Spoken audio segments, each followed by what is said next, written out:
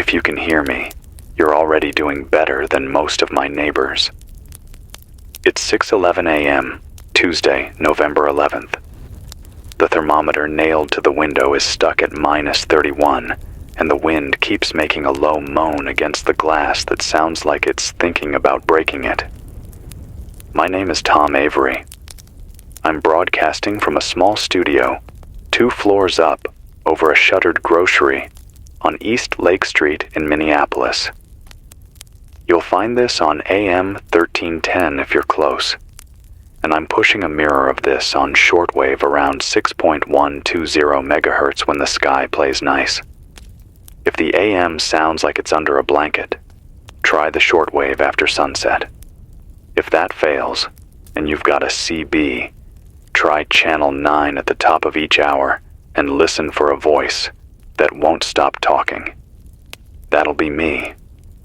It started as a joke. Back in late September, after the first early frost, a city worker came on my little community show and said the road salt contract had gotten weird. Prices up, deliveries late, mix not quite the same. He said the trucks were showing up at night with no markings, just a stack of pallets and a driver who didn't take off his sunglasses, which would have been funny if it wasn't 3 a.m. He said, "Feels like someone knows something." And we laughed, because the coffee was warm, and the morning sun made the towers look like they were waking up slow and gentle. 2 days later, a friend at the University of Minnesota forwarded a memo about a wobble in the polar vortex and a high-confidence cold event. The memo said late December, early January, so I set a reminder in my phone to buy extra propane and canned soup after Thanksgiving. I didn't set one for late October. None of us did. The first sign that this wasn't normal came from the river. I bike the Greenway when the roads are busy, and that morning I had on 3 layers and still could see my breath like smoke from a chimney sweep. The Mississippi carried slush so thick it looked like milk spilled in a dark hallway. Loops of white spun in slow circles against the pylons. I heard a sound that didn't belong to water, like a pop and a sigh, and realized it was the first skin of ice cracking over itself. A rower pulled a long, tired stroke and just stopped, or stuck in a sheet, mouth open like he was trying to pull words out of the air, and there weren't any. Most winters, we get that in January. That day was October 28th. The next sign was power. Substations have a smell. I didn't know that until last week. You don't notice it when things are fine. When they aren't, it's sharp and metallic, like someone split a coin under your tongue. A transformer near Hiawatha gave out with a blue flash, and for 10 hours, everything from my block to the Midtown Clinic flickered like a dying candle. I'm told it wasn't the cold yet. It was the load shaping around demand. People turned on space heaters they bought on sale. Ovens cracked open as if a door could make warmth multiply. Baseboards that hadn't been tested in years. The grid doesn't like sudden spikes. It pushes back, then it breaks. You could see the wave of darkness crawl east across the map on your phone, tower by tower dropping, like the city was shutting its eyes. By then, the official weather words had changed tone. The NOAA voice on 162.55 went from calm to clipped. Wind chill warnings for Hennepin, Ramsey, Anoka, life-threatening cold, frostbite possible in minutes. Then someone added, "Do not travel unless your life depends on it," which is a phrase they only say when the person who wrote it knows someone who tried and didn't come back. The governor gave a press conference from a room that sounded hollow. "We're ready," he said, and the feed froze on a half blink and never returned. The city announced warming centers. The first night they were full. The second night the doors were still unlocked, but the lights inside were dark, and you could see your breath in the hall. I biked by one to check. A pair of volunteers sat with coats zipped to their chins, fingers inside their sleeves. One said, "We've got the cots.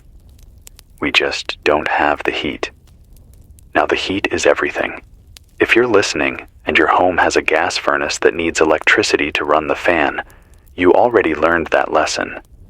If your pipes still sing when you turn the tap, you're one of the lucky ones. The sound of ice in a pipe is a small scream. It starts in the walls, and you can't find it, and then you can, and then you're standing in socks watching a hairline crack turn into a fine spray, then a mist that coats the inside of your house with rime. If you still have water, and it's flowing, let it drip from each faucet, cold and hot, so the pipes keep moving. If you have a basement, crack the spigot there, and put a bucket under it. If you don't, open the cabinet doors under your sinks. Warm air is thin and lazy, but it helps. Heat one room. Hang blankets across doorways. Put down a towel to stop the draft under each door. Wear a hat to bed. If you burn a candle, set it on a plate. If you're using a grill inside, stop. Take it outside. I know what your fingers feel like. I know the way you look at your kids, and the way the cold makes your thinking small. Take it outside. We're losing more people to fumes than frostbite so far. I need to give you ways to find us. Again, AM 1310 if you're in the city. If that's a whisper, try the shortwave around 6.120 megahertz after dusk. If you've got a ham rig and want to pass messages, I listen on 3.920 after dark and 7.238 when the sun is up, and I check in with a relay near Saint Cloud, who runs by the call. Sign KOVAN. If you've got only your car radio, I know you're choosing between gas and heat and news. I won't waste your fuel. I'll put out essential updates at the top of the hour and 15 minutes after. Save your battery for those. If you're with a community group that still has a generator, please write this schedule down and post it where people can see it. Hour and 15. Updates. 30 to tips. 45 messages and names. The first calls came through 2 days ago. I forgot to say my name that night. I said it at the top, but the day had been loud and the night had been too long, and when I opened the mic, what came out was, "Is anyone still out there?" And people were. Maya in St. Cloud was sitting in her car in a closed gas station lot. The clock on her dash read 2:12 a.m. She'd run her engine for 10 minutes, then killed it for 20, trying to stretch what she had left until dawn. "There's a drift up to the driver's side mirror," she said. "I keep cracking the door to clear it. My phone won't charge. I can see the lights of town, but I don't want to risk the roads. They're not roads anymore. They're lines in a memory." She laughed a thin laugh. "Tom, am I going to make it to morning?" I told her about the 10 on 20 off trick. I told her to crack a window a finger's width when the engine's on. I told her to put her phone in her inner pocket so the heat from her body would cheat the battery into thinking it was warmer than it is. At 4:10, she called back and said she could see gray in the east. At 5:03, she said the station owner arrived with a snowcat and a thermos of coffee and a bag of oranges. She said she had never tasted anything so bright in her life. I want to keep this moving. I want to tell you the shape of the day. Schools are closed, obviously. UMN says the campus will reopen when it can reopen, and that's a sentence that doesn't hold anything but air. The hospitals put out a joint statement about triage. That word means they'll do what they can, for who they can, with what they have. HCMC is taking hypothermia and carbon monoxide and frostbite, and if you're listening from near there and you smell exhaust in your house, get out. I know it's cold. Get out for 5 minutes. If you feel better when you step outside, you were being poisoned. The National Guard rolled in 4 days ago with Humvees and blankets and orders. They set up a distribution point by the old Sears lot. Lines wrapped past the boarded-up storefronts and down lake to the river. The trucks didn't come yesterday. No one has said why. If you have a way to share heat or food with the person in the apartment next to you, do it. If you have 2 neighbors who can't leave their place, check on them twice a day. Tie a bright scarf to their door handle after you knock and talk, so others know you've made contact. If the scarf is not there by late afternoon, check again. Someone will ask, and I want to answer before the call lights blink. Where is the government? Why no daily press brief? Why no national address? I can't give you the speech you deserve. I can tell you what a man in a tan parka told me off-air yesterday after slipping a flash drive across the table like he was handing me a menu. He said he works at the Department of Public Safety. He said the models missed the speed of the drop. A sudden stratospheric warming event threw the loop of cold air that usually sits over the pole off its throne. It broke into 2 lobes, and one slid down over central Canada, then into the Midwest, fast as water runs downhill, pulled by a jet stream that twisted like a rope. He said the power plants were never meant to start and stop like this, and not in this kind of cold. Coal stacks iced, natural gas lines slowed like blood thickening. Wind turbines rime up, he said. Solar drops to a rumor. Hydro locks. He said, this isn't a week.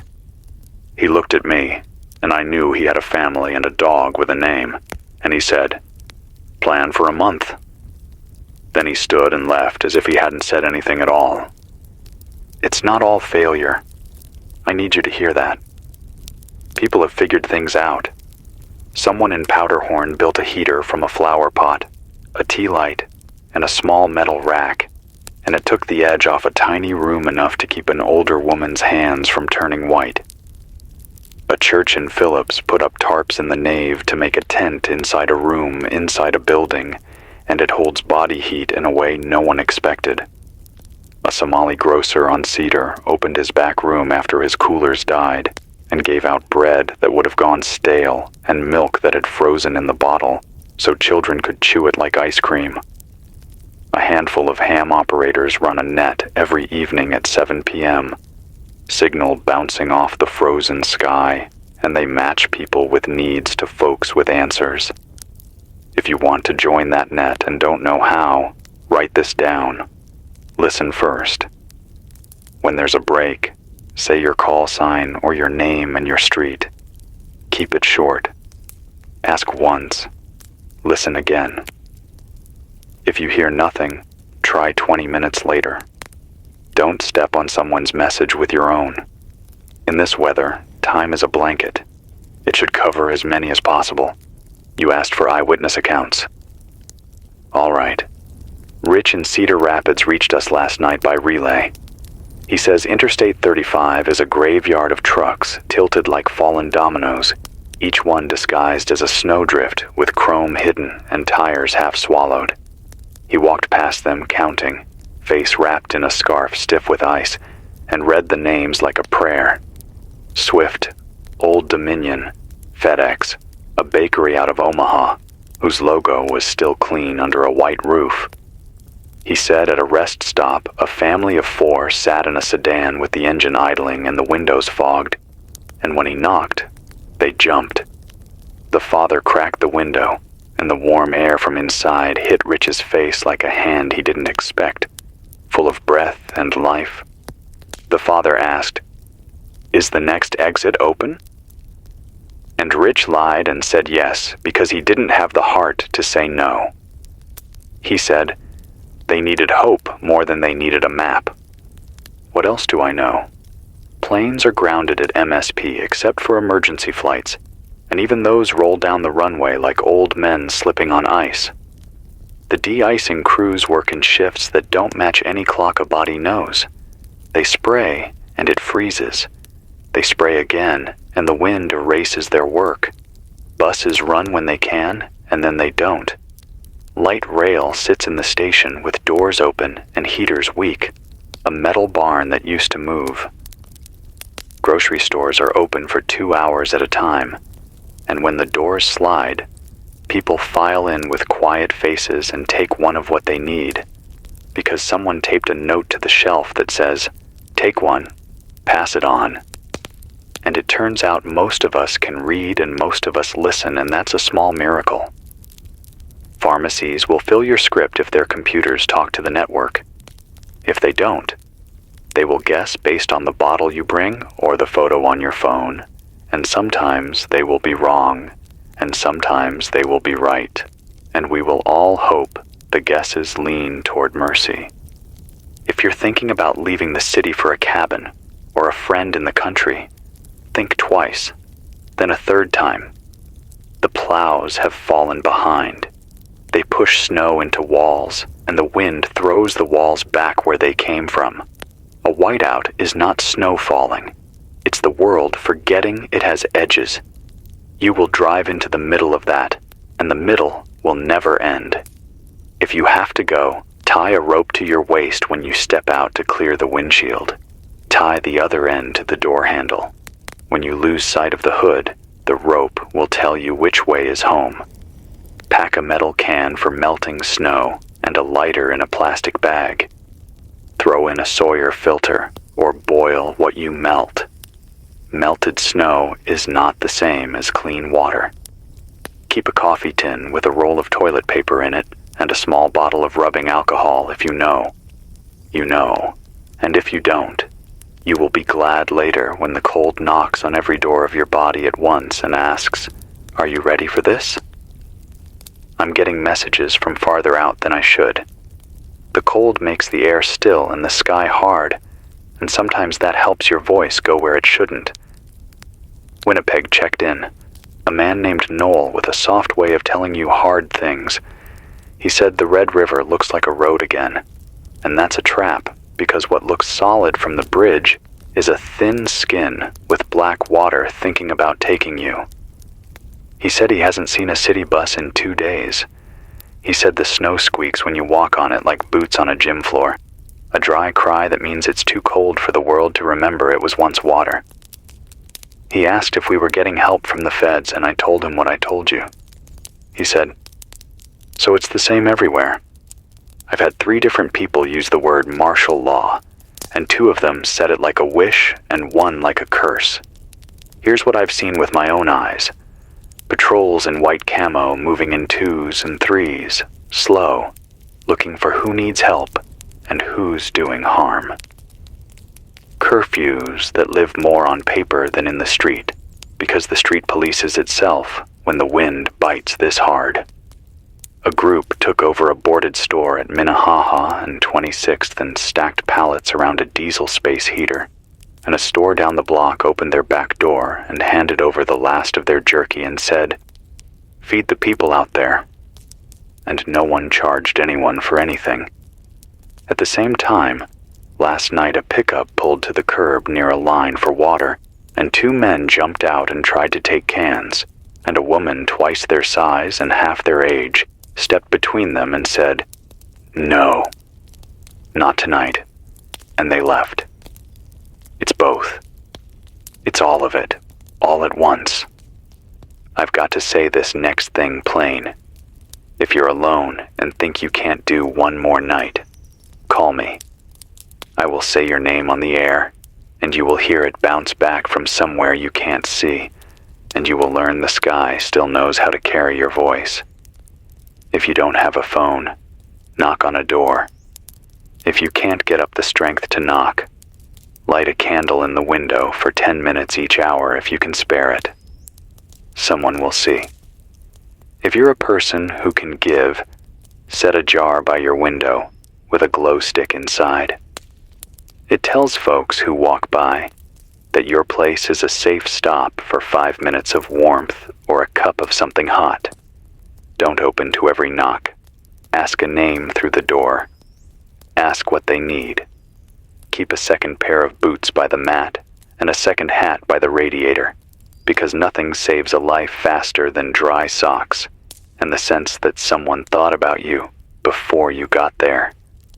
Now, for those who want the science, such as it is from a man who dropped out of physics after the second week and learned the rest from clever friends and late-night reading by flashlight.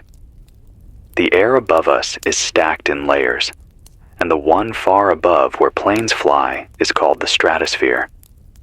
Sometimes it warms up fast, and that warmth squeezes the cold that usually spins in a tight circle over the pole. When the cold breaks free, it doesn't drift, it lunges. The jet stream is the river in the sky that guides it, and lately the river has had deep bends, like an old man's hands. A bend dipped over Hudson Bay and pointed at us. Once the cold sat down, the ground gave up its heat in a hurry, and the lakes did too, and the clouds cranked out more snow in a day than we see in a normal month, because the air was hungry and the river was open, and then it wasn't. The models were good at saying this winter, less good at saying this exact week. If you were thinking, but don't we have records of this? Yes, but not with this kind of grid, not with this kind of spread out supply chain, not with this many of us living one day away from empty shelves. The phone line light is steady now, so I'll start taking names. After each, I'll leave a breath so I don't jam the band. Write them down if you can. Share them with anyone who's listening with you. Names are little fires that won't go out. Nora, Nicolette, and 34th, 2 kids under 6, heat from an oven and 2 candles, needs a ride to the warming bus if it runs. Gus, uptown, 73, diabetic, has insulin for 3 days. Blood sugar this morning, 141, asks if anyone nearby has a battery pack for his fridge meds. David, Richfield, has a working generator and 3 spare cords, offers to charge phones for anyone on his block between 10 and noon. Look for the porch light that blinks twice. Sam and Imani, university area, stuck in a basement apartment with a window well that's drifted over. They've chipped at it with a spoon and can't keep up. If you have a shovel and a strong back, they will pay in soups and gratitude.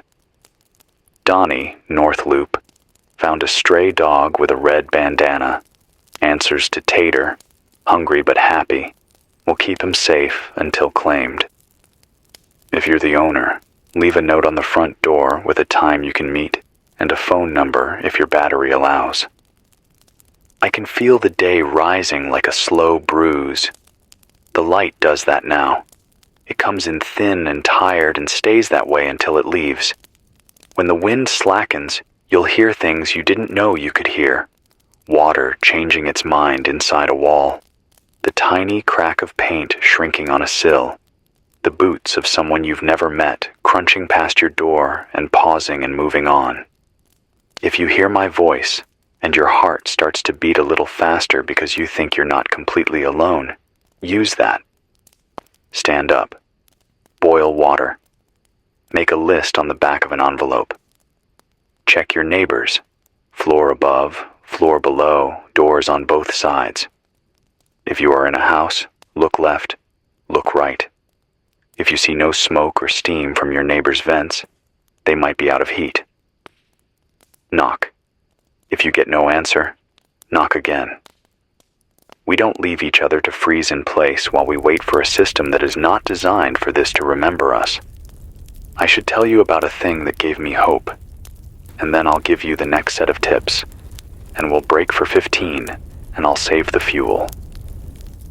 Yesterday, around noon, a kid walked up to the station door with ears red, like he'd been out too long, and eyes bright, like he had a secret.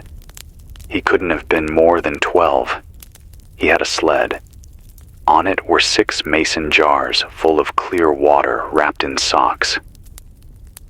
My mom says these are for people who can't melt snow, he said. I asked where he lived, and he pointed with his chin and said, "That way." And I asked if he could come back with a name I could say on the air, and he shook his head and said, "She says not to." He left the jars and pulled his hat down and went back into the wind, and I sat with those jars lined up on the table like trophies in a life I didn't know how to win, and I thought, this is how we do it. Not all at once. One sled at a time. All right.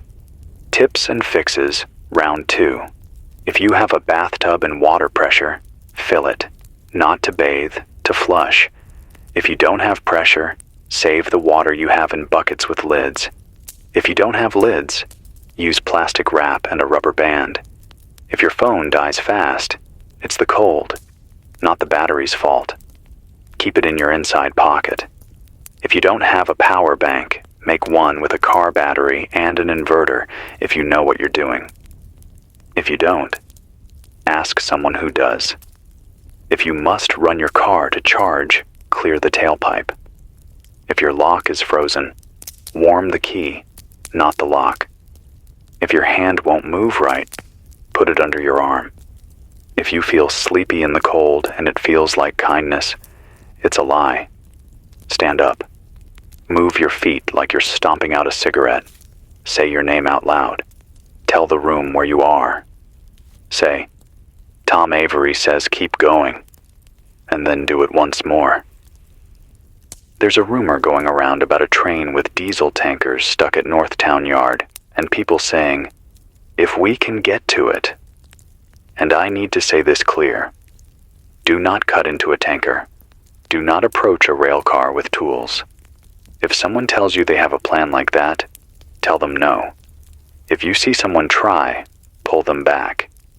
Diesel burns cooler than gas, but it still burns, and the cold tricks you into thinking fire is a friend you can keep in your pocket. The rail yard is not a grocery aisle. If you need fuel for a generator, look for construction sites with locked cages. If you see a lock, leave it. If you see someone watching a site, ask. Most crews have no work and a lot of heart, and a few cans may come your way with a nod, not a chain cut. We are going to have to live with ourselves after this. I said I'd keep the top and quarter hour for essential updates. Here they are. The guard says they will try to run a convoy from the armory down to the Sears lot at 11. If you're going to line up, bring a sled, not a shopping cart. The wheels will freeze and you'll feel foolish when you need your pride the most. South High is open as a true warming center today. Generator humming, hot drinks, medical desk in the gym. They have cots and blankets. They'll take pets if you put them on a leash or in a carrier. That part matters. If your animal is your heart, and I know it is for a lot of us, remember that someone else's animal is theirs. Minneapolis Water says they're working on main breaks at 38th and Chicago at Hennepin and 28th, and at a handful of corners they didn't list. If you see water where it shouldn't be, text the number on the city site if you can get it to load. If you can't, tell me the intersection and I'll say it out loud.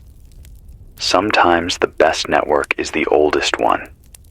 A woman named Eli in Seward has a working well hand pump and says, if you can carry a bucket, you can have what you can carry. She's on 24th near the co-op. Look for a green ribbon on a mailbox. I can feel my voice starting to go thin as the air dries out, and that's the cue to hand the mic to you for a while. I'm going to read 5 more names and needs. Then I'll shut up for 10 and let the transmitter rest, and then I'll be back. Remember the schedule: :00 and :15 updates, :30 tips, :45 names.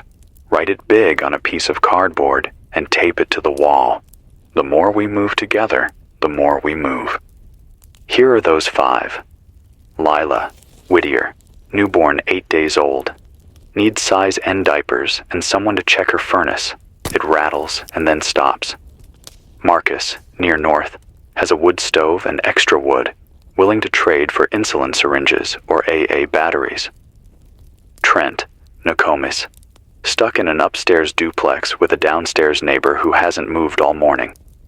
He knocked and heard a faint voice. Needs 2 people to help carry an older man down the stairs to a truck with heat. Priya, downtown, 9th floor, no power, trapped by an elevator that dies each time it tries. She's got 2 cats and a fear of stairs in the dark. If you are in her building and can walk with her by phone light, she will try. Jonah, St. Paul, ham radio operator with a working beam antenna, offers to relay messages across state lines after sunset. If you have loved ones in Iowa or the Dakotas, write your notes now and call after 7. My name is Tom Avery. If your radio drifts, I'll still be here when it comes back. If the storm has eaten the edges of your day, and you can't find the line between morning and night, use my voice as a stake in the ground. It's 6:28 a.m.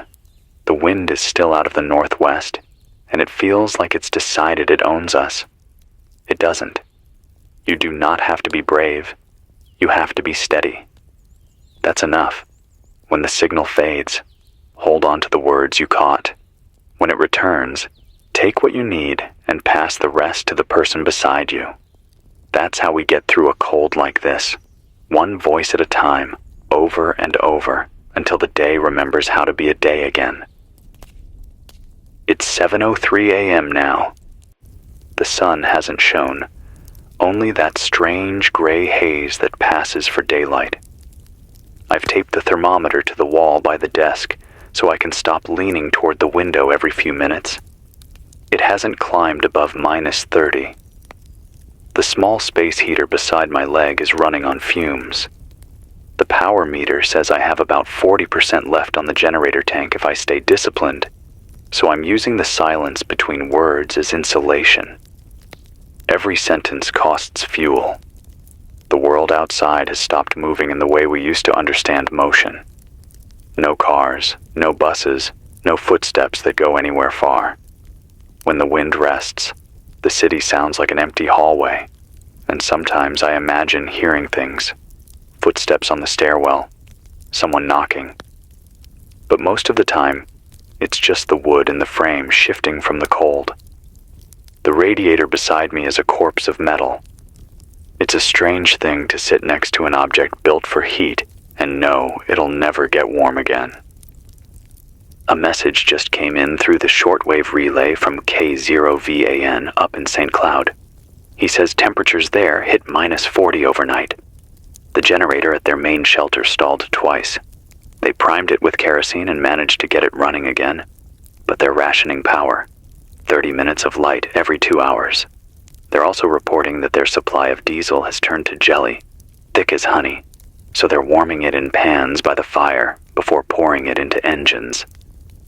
The trick, he said, is to add just a little rubbing alcohol to thin it out. That's the kind of chemistry that saves lives now.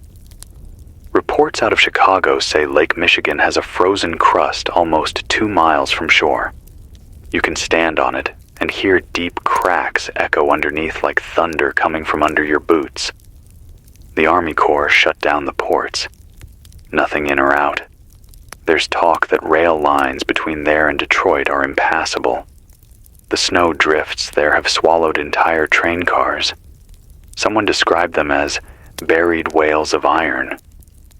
I don't know if anyone still remembers what day of the week it is.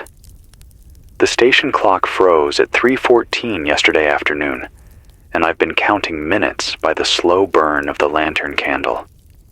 Every 6 hours, I pour a thimble of gasoline into the generator and pray it catches. I keep thinking about things we used to say. I'll call you tomorrow. See you next week. Let's meet next month. Like they belong to a language that's fading from memory. At 6:47, a call came through from a voice I hadn't heard before. A man named Daryl in Duluth. He said he was a retired trucker, 50 years on the road, and that he'd been listening on the old shortwave rig he built in '89. He said he was staying inside a decommissioned rest stop by Highway 61, right along the shore. You can hear the lake freeze, he told me. his voice rough but steady. It sings like metal twisting. Every few minutes the ice shifts, and it sounds like a door opening somewhere down deep. He said he found an old vending machine, smashed the glass, and the chocolate bars inside were white with age, but still edible. He said he hasn't seen another person in 4 days. "It's funny," he said, "how much you miss hearing someone cough." Then he laughed once and cut the line. I think about him often when the silence stretches too long. We've begun collecting reports of communications blackouts, cell towers that froze, satellites that lost alignment because ground crews can't keep the generators running. I used to think of satellites as immortal things, but they're just machines that depend on the same people who depend on the same fuel as everyone else. Without heat, metal shrinks, fuel thickens, and circuits crack. The sky is losing its own voice. At 7:20, I tried tuning into NOAA weather radio again. Nothing but static. The usual digital voice that recites temperatures and alerts is gone. In its place is a hiss, interrupted by bursts of clicking, like Morse code gone feral. Someone told me once that when the upper atmosphere gets dense with ice crystals, it can bend radio waves like a mirror. So maybe the voice is bouncing around somewhere above us, repeating to no one. Yesterday evening, I managed to speak with a nurse named Holly at Abbott Northwestern. She sounded exhausted but still clear. She said the hospital has one generator running the ICU and surgical floors, but the rest of the building is cold. They moved all non-critical patients into the cafeteria, the only place where the air vents still push a little warmth. "We're running on body heat and blankets," she said. She told me they've lost 3 people to exposure in the parking lot because they thought they could make it from their cars to the entrance without help. "It's only 100 feet," she said. "But 100 feet feels like a mile when it's minus 40. Holly said the hardest part is the babies. Incubators draw a lot of power, and they can't keep them all on. They're rotating them. 30 minutes warm, 30 minutes off, wrapping the rest of the infants in skin-to-skin contact with volunteers." She said, "We've turned into human batteries." I could hear the quiet behind her when she said it. For those of you who still have radios, if you're in the area of a hospital or clinic, listen for short bursts of tone between 410 and 420 megahertz. That's where some of their handhelds are transmitting distress or supply requests. If you can hear them clearly, you're within a mile or 2. You might be able to help relay information. Write it down, even if you can't respond. It means someone out there is still alive enough to press a button. A little after dawn, I looked outside for the first time since yesterday.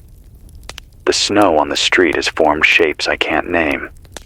It's drifted over the cars, smoothed the curbs, made the stop signs look like markers in a frozen sea. A man walked by wrapped in 2 blankets, dragging a blue sled piled with jugs of water. His breath hung in front of him like smoke from a train. He didn't look up at the window, but he waved once at the air, like he knew someone was watching. If you're listening and you've got supplies, think about rationing differently now. Don't eat all the food that tastes best first. Save something familiar for later, when the silence gets loud. A single granola bar can feel like a holiday if you wait for it. Keep your batteries near your body. The cold steels charge like a thief. If you're using candles for light, place them near a wall that's not painted. Bare plaster reflects better and warms faster. Simple things matter more than we ever admitted before. I just got a call patched through by the relay. Someone in Fargo. Name's Kendra. She said the radio tower there collapsed from ice weight. Her community college has turned the gymnasium into a shelter. They've got about 60 people inside. She says they're burning library tables for heat. We've run out of words to read, she joked, and I think that joke might save her life. People keep asking when it'll end. I wish I had an answer that didn't sound like faith. The meteorologists that still have power say the vortex isn't moving. The jet stream loop is locked in place, frozen like everything else. Without a shift in upper winds, it could last weeks. The power companies are doing rolling blackouts by hand, literally driving to substations to flip switches because the digital systems froze. I found an old notebook in the station's drawer this morning. Yellow pages used for ad copy back when people bought radio spots. Between scribbles for jingles and coffee promotions, someone had written, "In every disaster, people find each other in the dark." I don't know who wrote it. I just know it feels right. I keep thinking about warmth. Not heat from wires or fire, but warmth from voices. Every time one of you calls, the room feels less empty. Even when the signal fades into static, I imagine the sound still traveling, bouncing between the frozen clouds, stubborn enough to exist. All right, here's what I've heard from today's check-in so far. East Side Minneapolis, 2 shelters still operational, power intermittent. Eau Claire, Wisconsin. National Guard convoy sighted, slow-moving southbound. Moorhead, natural gas pressure dropping. Residents told to seal unused rooms. Green Bay, ice storm incoming, additional inch predicted. Sioux Falls, radio operator reports temperature -47 with wind chill. If you're in any of those regions and have shelter to spare, leave something visible. Colored cloth, flashing light, a sign in the window. If you can't take people in, leave information. Nearest working generator, water source, medical supplies. Every little note taped to a door is a lifeline now. It's 7:48 a.m. The wind's rising again. I can hear it pressing against the side of the building like a giant hand. The light bulb above me flickers each time the generator sputters. If it cuts out, I'll try to get back within the hour. Keep your radios on low volume to save power. If you hear nothing for a while, wait. It only means the wind has its say for a bit. This is Tom Avery, still alive in Minneapolis, still talking. Hold on. Heat what you can. Write your name somewhere permanent. And if you hear the crack of ice outside your window, know that the city is still breathing. It's just breathing slow. It's 8:12 a.m. now. The kind of morning that feels like it never began. The window's frosted solid, not from outside, but inside. Every time I breathe, it adds another thin white bloom across the glass, sealing me in like something meant for storage. The generator coughed once about 15 minutes ago. I thought that was it. Thought I'd be sitting here talking to myself until the cold turned my voice into another piece of air. But it caught again. Still running. For now. A call came through about half an hour ago from Des Moines. Man named Robert Clay. He said the interstate's gone. No plows, no lights, no fuel. He'd been sleeping in his truck until last night when he ran out of propane. Said he burned the owner's manual to his car just to see light for a few minutes. When the fire went out, the silence felt heavier than the dark. He started walking this morning. Said he can see the skyline, but the air's so sharp it feels like glass in his throat. I think I can make it, he told me. I didn't know what to say. He hasn't checked back in. If anyone near Des Moines is listening, please listen for him. He said he's wearing a red flannel jacket with a tear on the right shoulder. Name's Robert Clay. Don't let him vanish into the snow. I've been thinking about how quickly we all got small.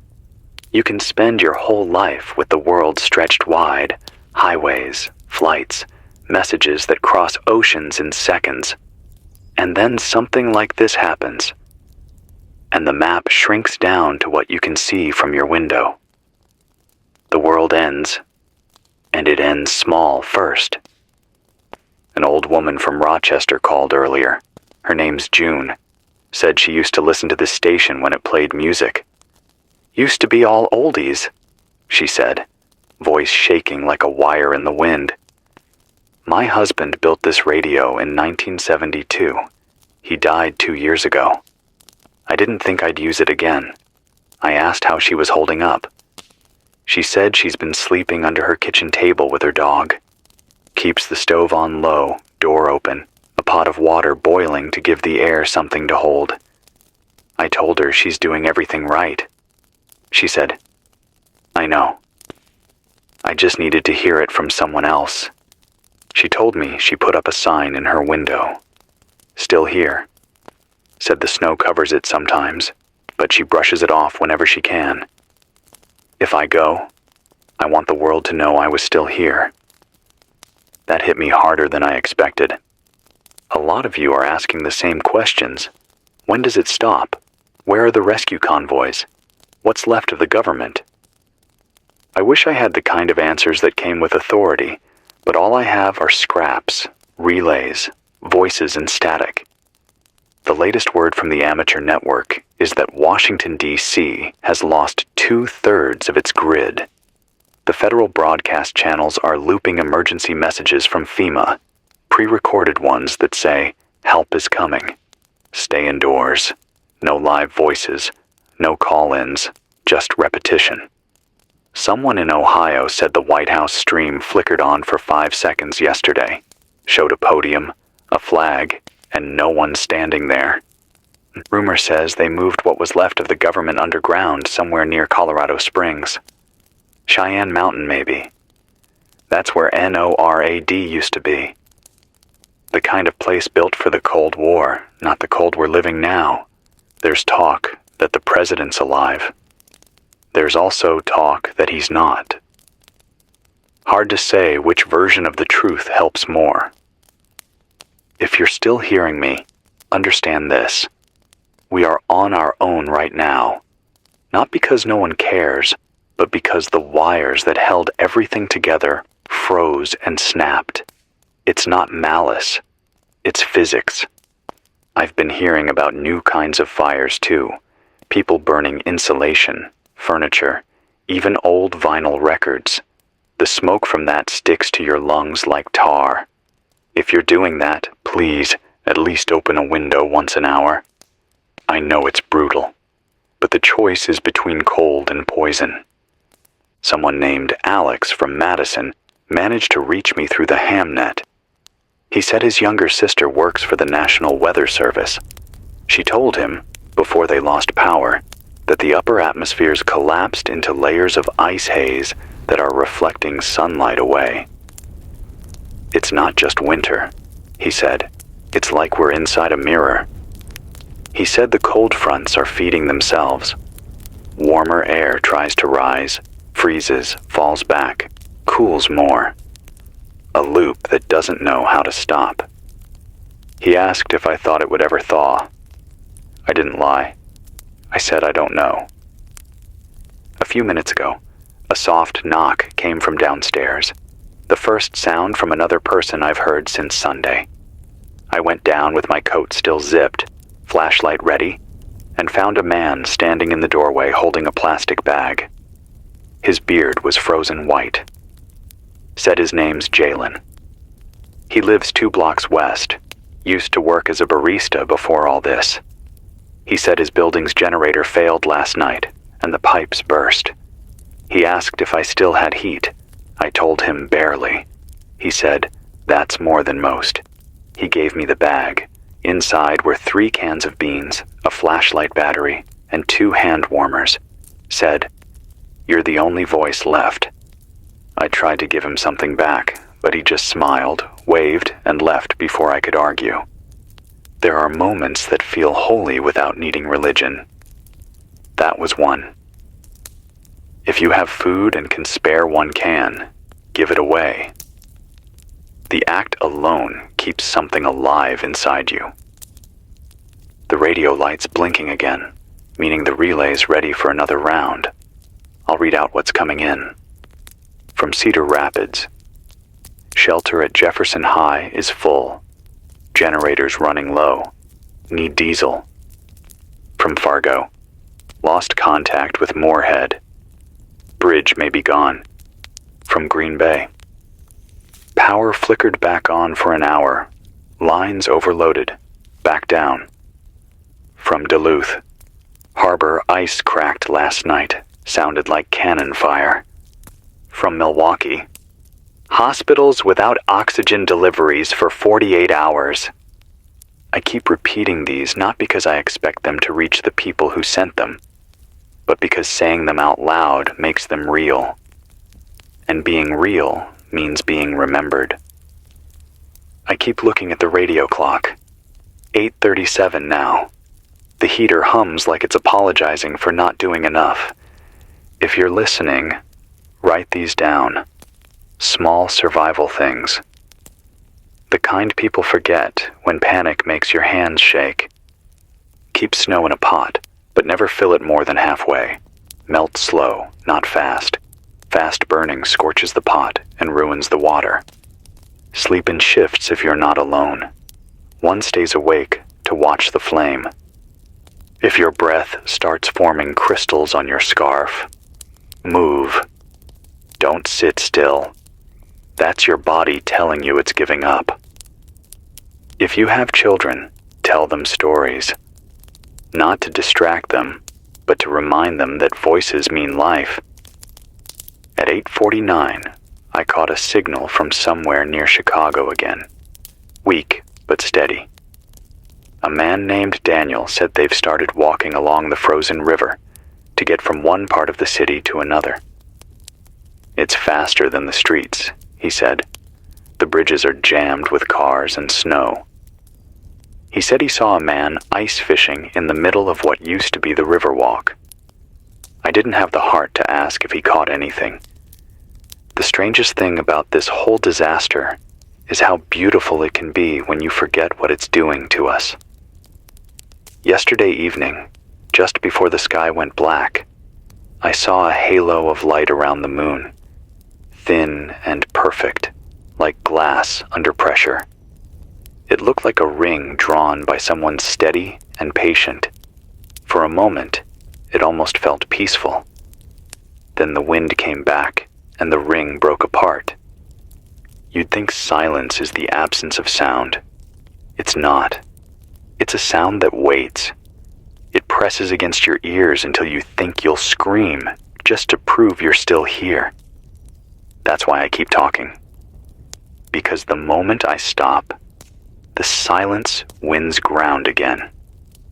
If you've still got family alive somewhere, even if you can't reach them, say their names now. Say them out loud. There's power in that. Even if they can't hear, the world can. Tom Avery, Minneapolis, 8:56 a.m. Still on AM 1310, still on shortwave, still talking. It's 9:34 a.m. now. The light outside isn't sunlight. It's a kind of dull silver that reflects off the snow, making the world look like it's glowing from below instead of above. The thermometer stopped giving numbers. The liquid inside is frozen in place. I've started counting time by the pulse of the generator, every small shudder like a heartbeat for the city that's left. A man named Henry from St. Paul just called. His voice was faint, cracked. He said he'd been outside digging his car out when he heard something strange. A sound like breaking glass, but deeper. When he turned, he saw the street buckling, a long crack running down the asphalt, steam rising from it. The frosts reached the pipes underground, he said. The city's veins are snapping.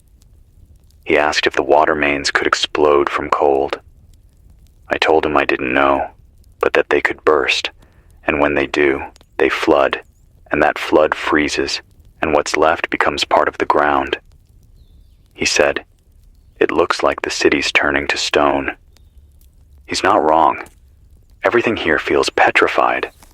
The fire escapes are layered in ice so thick they look sculpted, frozen waterfalls hanging from rust. I knocked my knuckles against the window frame earlier, and it felt like hitting marble. Someone from Kansas City got through to the relay, said they'd gone 5 days without sun. The sky's so thick with frozen haze that daylight just diffuses. Feels like we're living under a bruise, she said. She's running a community kitchen out of what used to be a high school cafeteria. They've got a generator hooked to an old bus engine, running off scavenged diesel and cooking oil. It smells awful, she said.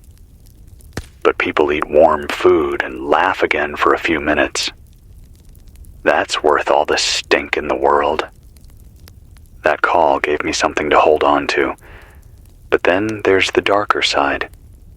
Always the darker side. A man named Chris from North Minneapolis said looters came last night. Broke into the gas station near Lyndale, took everything. Fuel, food, batteries, whatever wasn't nailed down. When the owner shouted from his window, one of them shot at him. Missed, but the sound carried for blocks. People are getting desperate, and desperation is louder than hunger.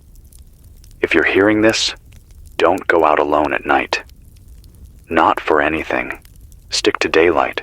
Stick to streets you know. If you have a flashlight, cover it with red plastic or a piece of cloth. Bright light draws eyes. Stay quiet. Stay small.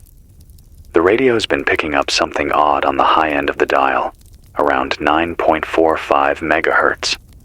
A looped broadcast that just says, "Stay calm. Shelter will resume operations shortly." The voice is mechanical, distorted, maybe automated. It repeats every 10 minutes, like an echo from a world that still thinks we're waiting for an update. Maybe it's some emergency system frozen in a loop. Maybe it's a ghost in the wires. I don't know if it's comfort or mockery anymore. Someone left a note on the station door last night, scrawled in pencil on cardboard. "We can hear you on the lake. Keep talking." I don't know who wrote it, but I keep looking at it, taped beside the mic, like it's proof that my words go farther than these walls. I want to tell you something I haven't said yet, something small. When this started, I thought I'd be calm. I've done community radio for years. Floods, blackouts, even the tornado that cut through South Minneapolis years ago. I told myself I'd handle this the same way. Information, updates, schedules. But the first night, when the power went out and the wind turned the streetlights into ghosts, I panicked. I sat here shaking, thinking I'd freeze before morning. I called my sister in Portland. No answer. I texted her again at midnight, then at 2, then at 4. At 7, the message failed to send. The network was gone. I haven't heard from her since. If you're listening from out west, if you're near Portland, and you hear the name Avery, if you find anyone named Claire who used to teach middle school, tell her her brother's still alive, still talking, still hoping. I think all of us have someone we're saying this for. The ham relay says the cold's moving south now. Oklahoma hit -20 overnight. The southern grid's not built for this. Texas lost power again, same as back in 2021, but worse. Reports say hundreds of thousands without heat. It's a different kind of cold down there, the kind that kills through surprise. Someone from Houston called in on shortwave last night, voice shaking, said the air smelled like metal and plastic, like everything was burning but nothing was on fire. Power lines snapping from tension, water mains bursting. "The city sounds like it's screaming," she said. I keep thinking about that.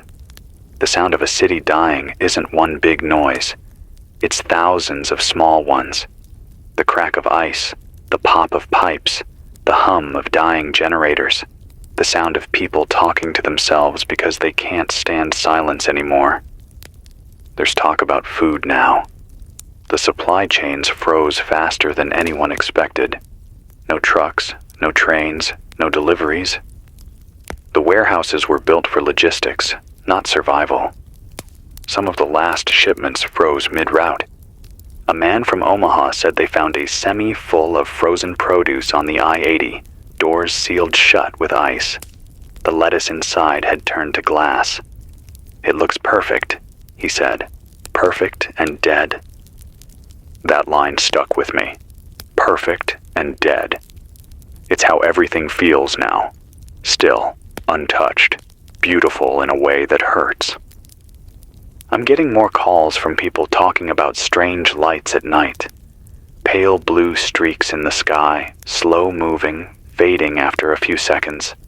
Maybe auroras, maybe power surges from distant lines, maybe reflections off ice crystals. Whatever they are, there's something to look at, something that isn't white or gray. One caller from Duluth said the lights were like ghosts of the old world waving goodbye. I don't know if I believe in ghosts, but if they're real, they've got better company now than ever before. Let's talk survival again, because I promised that's what this station would be for. If you're using candles, don't fall asleep with them burning. I know that sounds obvious, but the cold makes you tired, and the quiet makes you careless. Keep a pan of water near your fire, not to drink, but to douse fast. If your house has an upstairs, move downstairs. Heat rises, but in this kind of cold, it never makes it far. If you find frost on the inside of your door, tape a blanket over it. Keep at least one corner untaped at the top to let air move. If you have a gun, lock it up. People are scared enough. I just received a message from the Hamnet. Winnipeg dark. Entire grid down another from Detroit. Refineries shut. Fuel frozen. Someone added, no word from Toronto. It's spreading north and east now. Canada's colder. They're built tougher. But even their lines have limits. At 9:57, I heard something strange through the static. A human voice may be recorded repeating, "Do not travel north. Major roadblocks at the border. Bridges unstable." Then it cut out. If that's true, it means they're isolating zones now. Probably trying to keep migration under control. That's the kind of word they use. Migration. As if we're animals moving across a map. I keep glancing at the clock, even though it's meaningless. The hands are frozen in the same place they were an hour ago. I just want to believe time still moves. If you're listening and your house still has power, write these words somewhere large. There are others. Put it in your window, carve it in frost, scratch it in dust, anything. Because that's the only thing stronger than cold. Proof that someone else exists. The static's louder now. Might lose signal soon. If I do, keep tuning back. I'll fight the generator back to life. I'll keep this station alive as long as I can. You're not alone. Not yet. This is Tom Avery, Minneapolis, 9:59 a.m. Still breathing. Still here.